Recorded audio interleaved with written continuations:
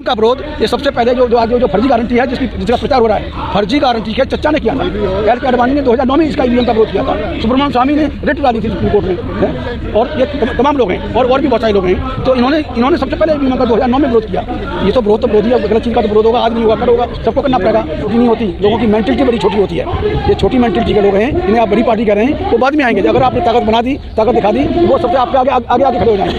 ये उनकी मेंटलिटी है। और फिर देखिए, तो जितने भी सोकाल बड़ी पार्टियों के जो हेड हैं, लोग हैं, वो पूरा मतलब उसमें बेईमान लोग हैं। और बेईमान को मारने के बेईमान की गर्दन फंसी हुई है। मोदी कभी भी उनकी गर्दन मरोड़ सकता है, इसलिए वो आगे आने में पहल नहीं कर सकते। आप लोग ईवीएम को विरोध कर रहे हैं, लेकिन चुनाव आयोग बिल्कुल आप सीरियस नहीं ले रहा है। विपक्षी कोई पार्टियां इसके लिए बोल रही हैं, और आप लोग हैं कि ईवीएम को लेकर? नहीं, चुनाव आयोग तो आप जानते हैं कि कौन लोग हैं, किस तरह के लोग हैं, और जो सरकार में बैठे हैं वो बिल्कुल आप जानते हैं कि क्रिमिनल लोग हैं, क्रिमिनल मेंटलिटी के लोग हैं, प्रूवन क्रिमिनल मेंटलिटी। तो उनसे आप कौन सी अच्छी बात कर सकते हैं? वो तो जितनी बदमाशियाँ होती हैं वो सारी बदमाशी करेंगे। देखिए, जब इनके 33 करोड़ देवी देवता फेल हो गए, तब ये इस देवी को, ईवीएम नाम की देवी को, ये इंपोर्ट करके लेके आए। ईवीएम देवी, ईवीएम इनकी रक्षा कर रही है, इनके काम आ रही है। राजीव गांधी को जब ईवीएम लेके आए, उन्होंने सोचा कि ये दलित, आदिवासी, पिछड़े, मुस्लिम, बहुत सिख, ईसाई लंबे समय तक इन्हें वोट देने वाले नहीं है, इसलिए वो ईवीएम लेके आए कि ईवीएम से अपना काम चलाएंगे। लेकिन ईवीएम को ये मोदी जैसा शैतान ले उड़ा और कांग्रेस रहेगी हाथ पटकते हुए। तो क्या कुछ रणनीति रहेगी आपकी, क्योंकि सरकार सुनने वाली नहीं है, विपक्ष कोई विरोध नहीं है, तो आप कैसे बैलेट पेपर चुनाव करा पाएंगे? देखिए, अगर ये सारे लोग जो कोऑर्डिनेशन कमेटी बना रहे हैं, सारी पार्टियों के लोग अगर इसमें शरीक हो जाते हैं, और जैसे जैसे अगर ये मूवमेंट जोर पकड़ेगा, तो मुझे लगता है बाकी सबको आना पड़ेगा, कांग्रेस को भी आना पड़ेगा इसके विरोध में।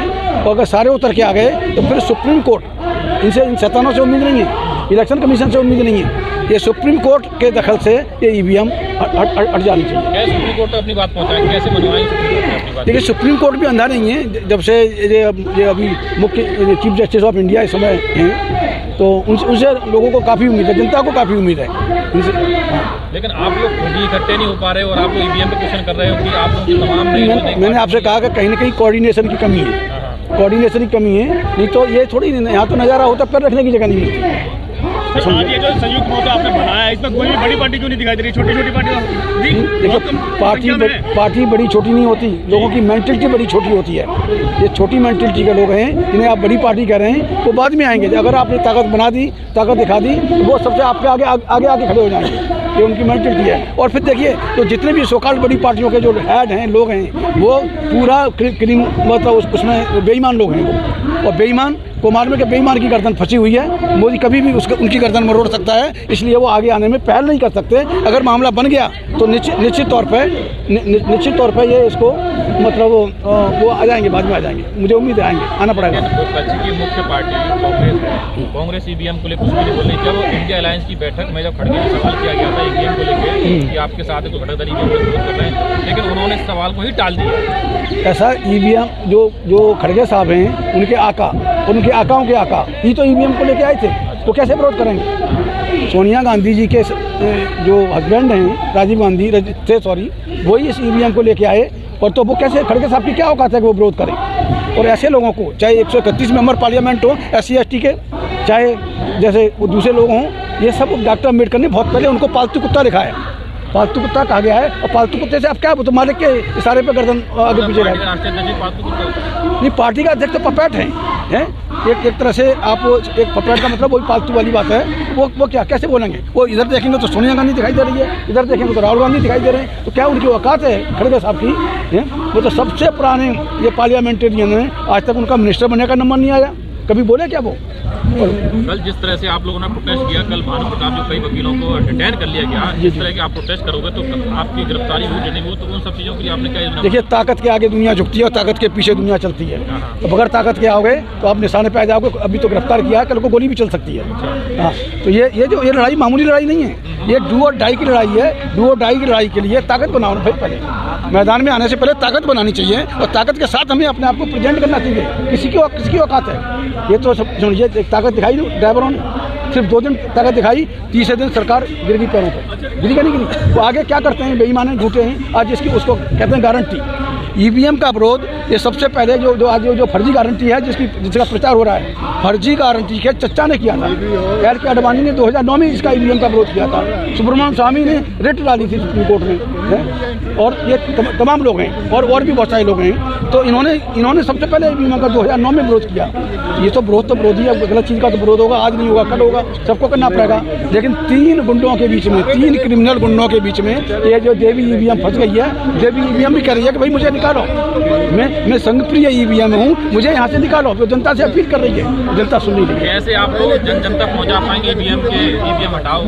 भाई आप जैसे भाई हैं जो प्रॉपर थिंकिंग के पर्सन हैं, मीडिया पर्सन हैं, उनके जरिए। और देखिए अभी जो एक एक्ट आ रहा है, पता नहीं लोग उस पर चर्चा क्यों नहीं कर रहे हैं, जो नया ब्रॉडकास्टिंग जो बिल इन्होंने पास करवा दिया है 151 सांसदों को बाहर निकाल के, उसके बाद तो मैं नहीं समझता कि आपके हाथ में ये कैमरे रहेंगे या कोई मोबाइल रख पाएंगे। ये तो वो एक्ट इतना खतरनाक है कि कोई भी सोशल मीडिया पर ट्रोल नहीं कर पाएगा। कोई भी न्यूज़ आपकी अगर स्क्रीनिंग कमेटी बनाई है और स्क्रीनिंग कमेटी के सुपुर्द अगर आपकी कोई ये मतलब कोई बाइट हो गई, निश्चित तौर से आप नहीं बचेंगे और जो फॉरवर्ड करने वाले वो भी नहीं बचेंगे। तो आप ईवीएम को लेकर आप लोग सड़कों पर हैं, क्या लग रहा है 3 महीने के बाद चुनाव होने वाले हैं, ऐसे में आपको लगता है कि आपको सफलता मिल पाएगी? भाई 3 महीने तो बहुत ज़्यादा हैं। हम एक दिन में अगर इस देश का दलित और मुसलमान इकट्ठा हो जाए तो एक दिन में हम इस मुल्क के निज़ाम को बदलने की ताकत रखते हैं। लेकिन हमारे जो सोकार्ड लीडर हैं, सोकार्ड बड़े लीडर, वो अगर 4 चर्चित चेहरे अगर एक मंच पे आ जाएं तो एक तरफा सारा खेल हो जाएगा। ईवीएम भी जाएगी और ये वोट की सरकार भी आपकी बनेगी। विपक्ष का बिखराव जिस तरीके से देखने को मिलता है, आपको लगता है कि ईवीएम का विरोध करने के लिए सारा विपक्ष एकजुट होगा? भाई मैंने बताया नहीं कि बेईमान है,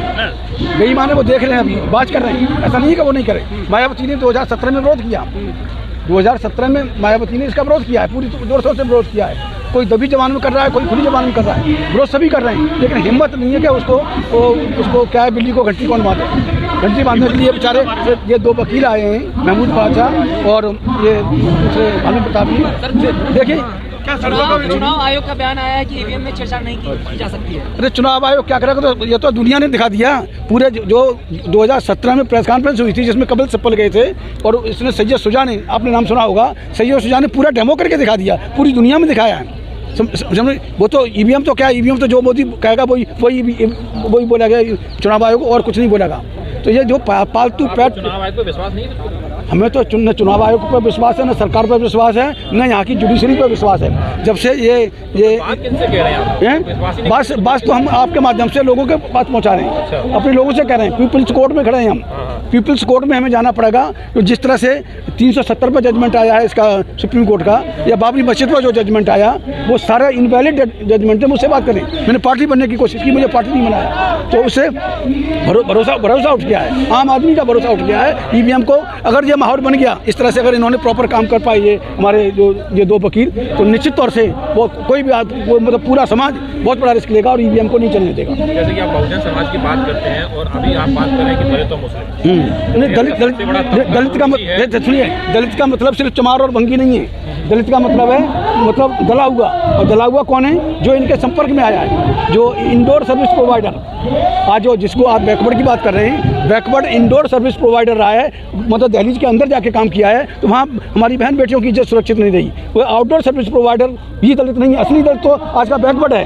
वो अगर इस बात को समझे, जो अंदर रहा, जो संपर्क में आया है, वो ही दला गया है। बाकी वो SC ST जो हैं वो तो संपर्क में नहीं आए, वो दलित है नहीं, दलित वो तो अछूत माने गए।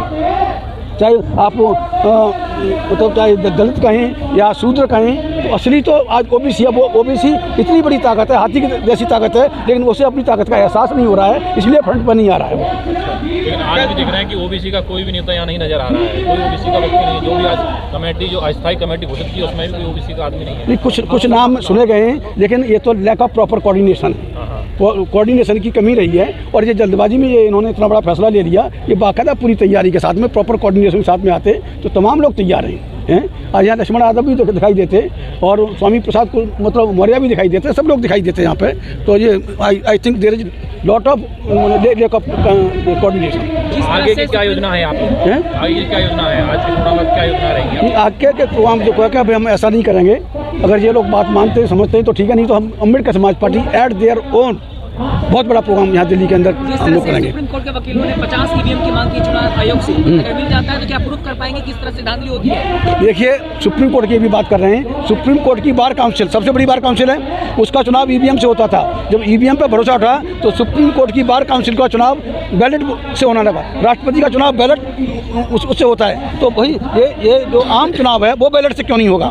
ये तो चीफ जस्टिस साहब को सोचना पड़ेगा। तो उनकी बार काउंसिल चुनाव करा रही है उससे बैलेट से, तो ईवीएम का क्या मतलब है?